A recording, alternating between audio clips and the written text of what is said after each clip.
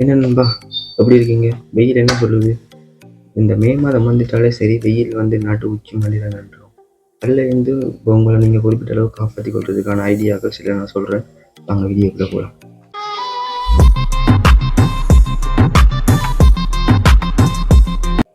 Hello friends. இப்போ பார்த்தீங்கன்னா, இப்போ வெயில் காலம் மே மாதம் வந்துட்டு, இப்போ வந்து சிட்டியான ஒரு மாரி வெக்கையாவே எப்பயுமே இருக்குது. இத வந்து நீங்க வந்து இப்போ முடிந்த அளவு உங்கள நீங்க கூலா வச்சுக்கொள்றது, உங்கள வீட்ட நீங்க கூலா வச்சுக்கொள்றதுக்கும் சில ஐடியாக்கள் நான் சொல்றேன். அது என்னென்னு பார்த்தீங்கன்னா, நீங்க இருக்கிற வீடு வந்து இந்த ஓடு, தகரம் இந்த மாரி செட்டிங்கில 2 பட்டுருந்துச்சுன்னா, நீங்க வந்து உங்களோட வீட்டுக்கு மேல வந்து கிடுகுகள், ஓலைகள் இந்த மாரி இதுகள நீங்க போட்டு வச்சீங்கன்னா, வெயில் அதில பட்டு தெறிப்படைந்து மேலே போகிறதால உங்களுக்கு உள்ளுக்க வந்து நல்ல கூலான நிலைமையே இருக்கும்.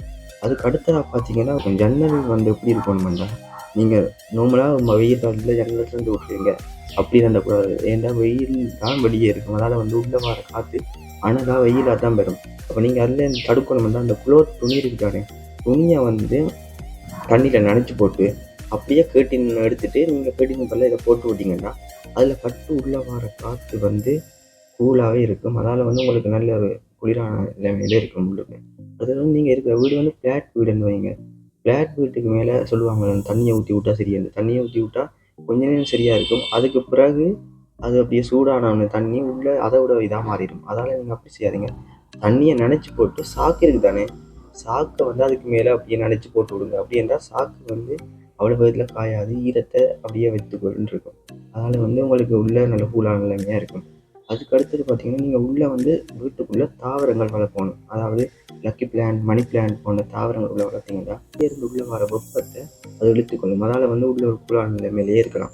அதுக்கு அடுத்தது பார்த்தீங்கன்னா, வீட்ல லைட் இருக்காங்க. வீட்ல லைட் வந்து இந்த மாரி குமிழ் லைட் வந்து யூஸ் பண்ணாதீங்க. ஏன்னா இதில வந்து அதிக வெப்பம் வரும்.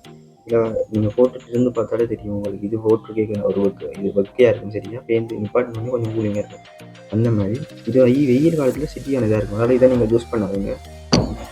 இந்த மாதிரி லைட் இருக்கு. இதுகள பாவிக்கலாம். ஆனா இதுகள் வந்து தேவையில்லாத நேரங்கள்ல நிப்பாட்டி வைக்கிறது நல்லது. இல்ல இதுல இன்னும் கொஞ்சம் வெப்பம் வரும். அதனால நீங்க இத நிப்பாட்டி வச்சுட்டு டிவியலையும் இதையும் நிப்பாட்டி வைங்க. ஏன்னா அதுகள்ல இருந்தும் கதிர்கள் மூலமா வெப்பநிலை பரவுது. ஓகே. இதுகள் தான் குறிப்பிட்ட கொஞ்சம் வழிகள்.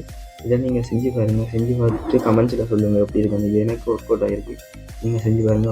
உங்களுக்கும் ஒர்க் அவுட் ஆகும் இது. எப்படியும் ஒரு இது வந்து சூழல்ல இருந்து கொஞ்சம் வெப்பநிலையை குறைக்கக்கூடிய சிறந்த வழி தான். மே மாதம் வந்தாலே அப்படித்தான். ஒவ்வொரு முறையும் வெயில் வந்துடும். அதனால நீங்க இந்த முறையில செஞ்சு பாருங்க. செஞ்சு பார்த்து கமெண்ட்ஸ்ல சொல்லுங்க. ஓகே. இந்த சேனலை சப்ஸ்கிரைப் பண்ணிடுங்க. பை.